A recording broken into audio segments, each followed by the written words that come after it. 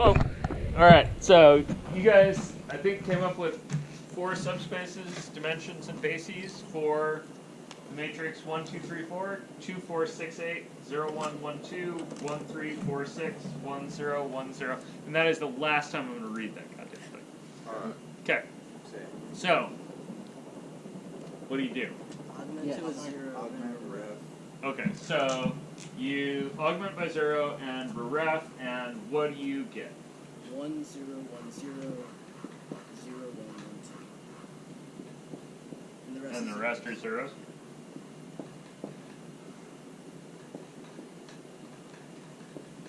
Okay. Couldn't you have just written 0, 3 by 4 there? Probably. That would have been better. And then you circle your pivots. Okay, so this is, we augment and ref, we got to here, then we want to know where our pivots are. Okay, so I have, seems like 2 non-zero pivots. Yeah. And then. Okay, so what does that mean? It's rank 2. Okay, so the rank is 2. Which means the dimensions of the rows and column spaces are also 2. Okay, so I'm going to call this A, I guess. So the rank of my matrix A is 2. And so we know immediately that the dimension of the column space of A is 2, and the dimension of the row space of A is 2. And we can also say that the column space is the span of the first 2 vectors of A, because those are the 2 pivot vectors. What's that stuff for the row space? Okay, so yeah, in order to figure out the bases for the column and the row space, you can do a procedure where you're like, okay, so I'm going to just look at column space of A, right? I'm going to say the column space of A is the span of, and then I just put in, I'm going to do this the dumb way. I'm just going to put in all the columns. 1, 2, 0, 1, 1. 2, 4, 1, 3, 1. Oops, 1, 3, 0 rather. 3, 6, 1, 4, 1. And last one is 4, 8, 2, 6, 0. Okay, great. Then what would I have to do to actually narrow this list down to a real basis? Cross out the ones that are dependent. Yeah, I'd have to go through and find the dependent ones and cross them out. This, knowing the rank is nice, because now you know how many vectors to aim for, right? So, knowing that the dimension of the column space is 2, I know that there are really only 2 linearly independent vectors in here, so I just have to find a pair of these that are linearly independent, and then I can discard the rest. Yeah, and the re-ref form shows you this too. Yeah, and I know the reft form has the first 2 columns. So let me just quick make sure that there weren't any weird twisty majigs going on in there. Are those 2 vectors linearly independent? Yeah. Yeah, how can you tell? Because they have zeros in positions that the other one doesn't. Yeah, the last position has a 1 and a 0, and this middle position has a 0 and a 1. Either of those would be enough for me to eyeball linear independence. Just of the 2 vectors, right? If I had 3, it'd be more problematic. So I'm going to just dump these 2. Those aren't necessary in my basis. That did not change the span, right? You guys with me? So this is my basis now for the column space. Great. All right. What else? You could go and find the basis for the null space by finding all these special solutions to AX equals 0. Okay, cool. So let's lay our hands on the null space. So if I'm looking for the null space, see I've got my 2 pivot columns. That means the next 2 columns are free variables, right? And you can just one-hot the free variables. Yeah, so we'll just one-hot the free variables and write down our equations from the ref form, right? So the equations for the ref form are x plus 0y's plus z equals 0, and y plus z plus 2w is 0. Right, those are my two equations here. And now I just need to one-hot things. So I'm going to say, let's see, so x and y are my pivots. So z and w are free. So I'm going to do when z is 1 and w is 0. And I'm going to do when z is 0 and w is 1. You guys with me? So when z is 1, x is -1. And when z is 1 and w is 0, y is also -1. Okay, how about z and w? Or sorry, z is 0 and w is 1. If z is 0, x is 0. And then if w is 1, y is -2. Okay. So I got y is -2. And so my basis for the null space is... It'd be the span of the vector -1, 0. Yeah, so keep this in mind. There's a distinction between the space and the basis. You guys see that? Oh, yeah. And I'm always a little bit sloppy about this, so this is partially on, like, this is definitely on me at least a bit. So, this is the basis of the column space of A. Yeah. Right? Just those two vectors. The space itself is the span of those two vectors, or the space itself is the span of all four vectors. Yeah. You guys see that distinction? Okay, so the basis for my null space is the set with two vectors in it, and those two vectors are the vector that I've got written out here component-wise, and the vector I've got here component-wise. So the first one is -1, -1, 1, 0. And the second one is 0, -2, 0, 1. perfect. 0, -2, 0, 1. And I can see I've got my one-hotting going on in the bottom there. You guys cool with that? Okay. Alright. So I've got my basis for my column space. I've got my basis for my null space. I didn't write down the dimension of the null space. What is it? Sure. Okay.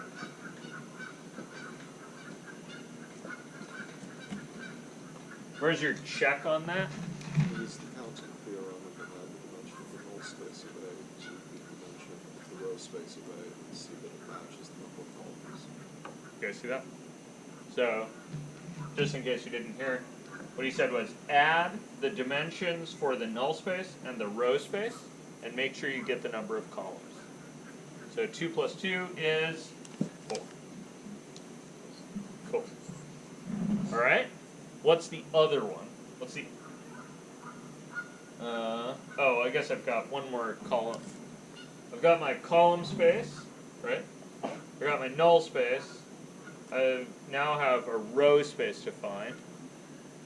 How many linearly independent rows do I have?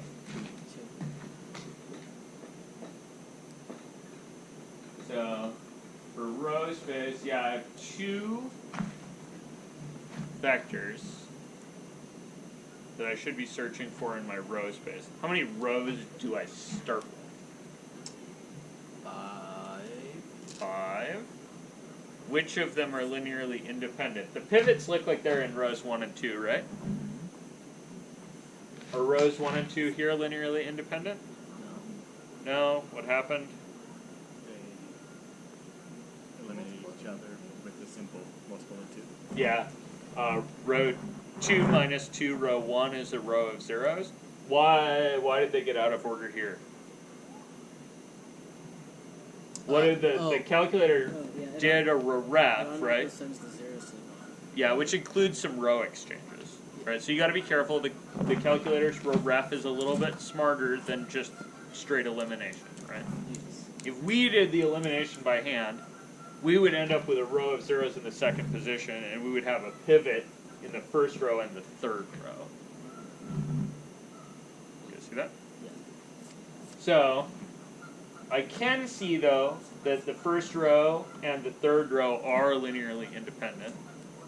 So I may as well use those. So my basis for my row space is, first row is 1, 2, 3, 4. And second row is 0, 1, 1, 2. Alright? But What's up? Nothing. Why are we giggling? We're not. So paranoid when I turn around you're giggling. No.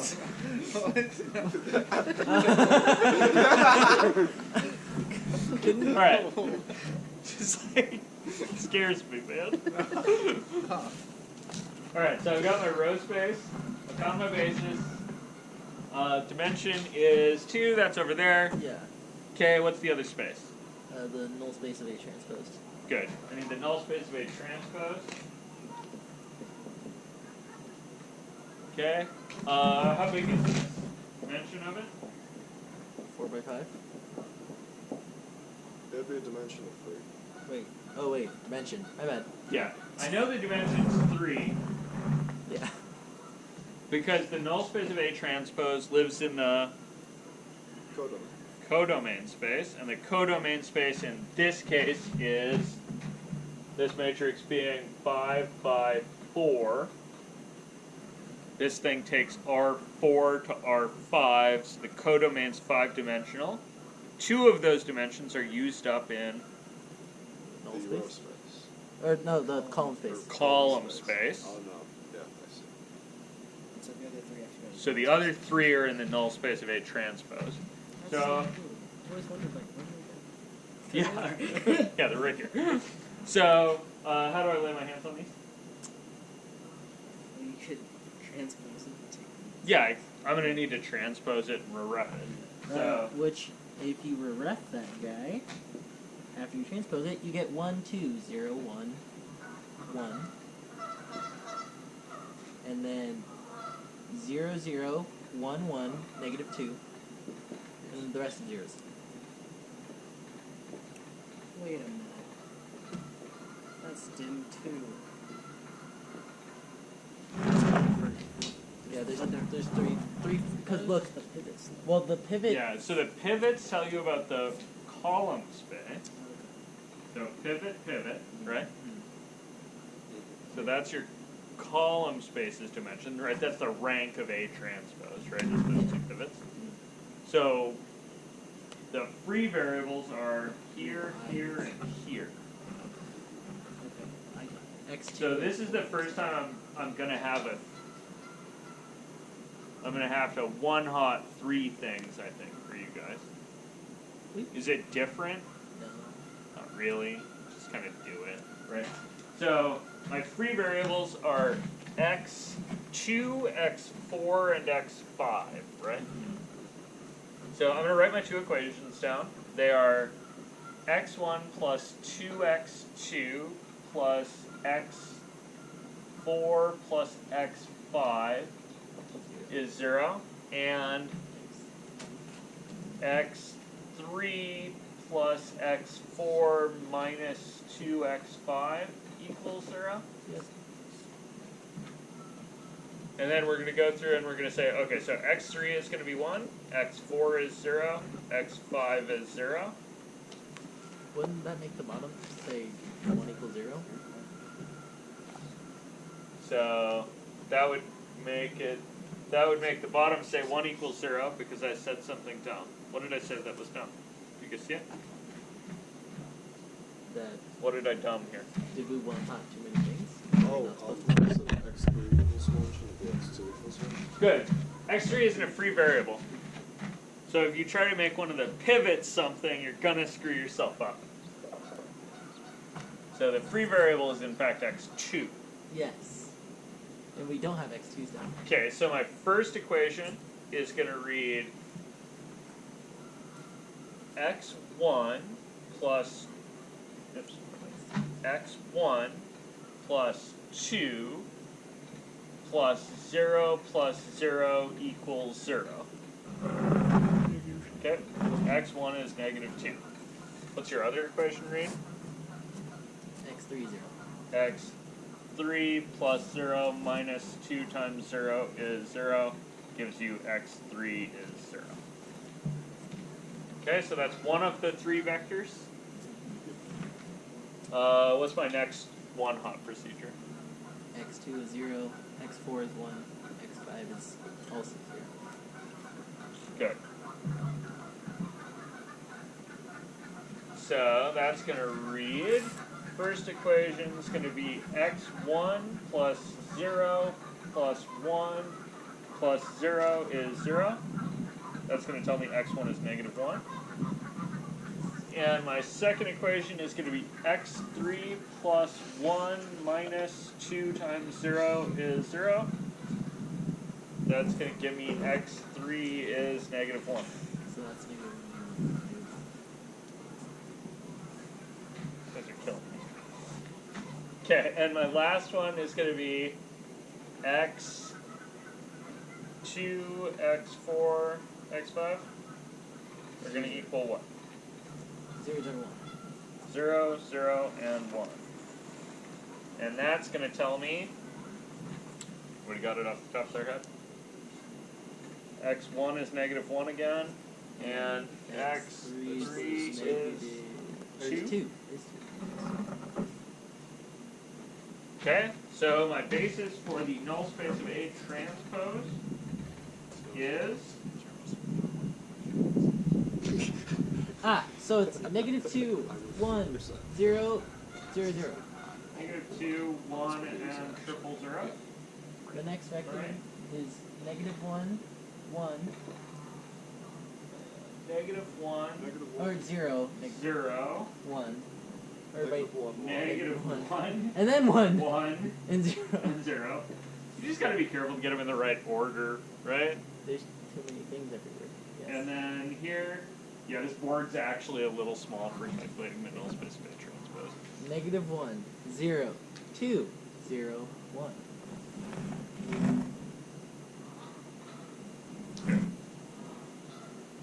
And those are definitely linearly independent.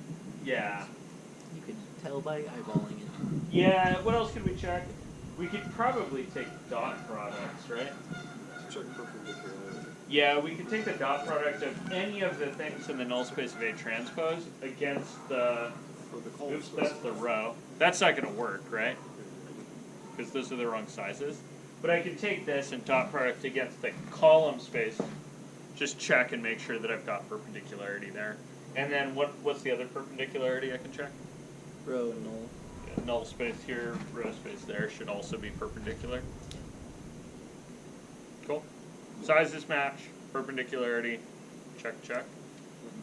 Sick. Okay, cool. Oh, also, there's something I want to mention real Yeah. quick.